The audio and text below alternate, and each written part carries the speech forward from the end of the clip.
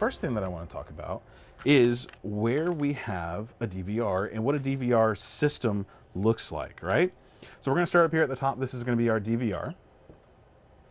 Now, a DVR system is really straightforward. For the most part, you have a DVR, and then usually you have some kind of power supply of some kind for the cameras, right? So this is the camera power supply. So from from this system here, normally what you have to do is you have to run to each one of the cameras. I'm gonna get my black marker back out again. Like so. We're gonna say that this is a 4-camera system. We'll keep it nice and simple for just for today's episode. And we could even put like a little cone on each one of these so we can see that it's a camera. It's a happy little camera. All right, so normally what you would have to do, of course, is you would have to get a video signal from the camera back to the DVR.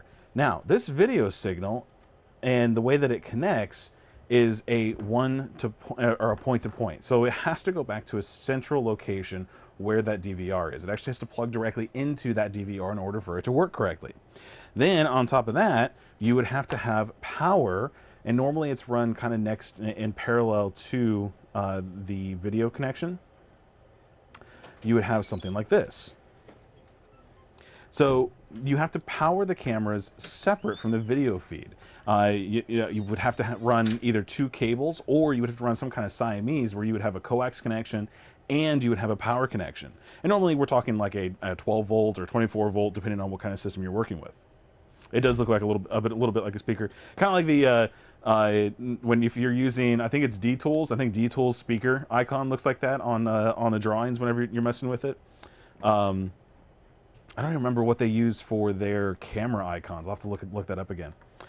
So this is an analog system. This is what we would call an analog an analog camera system.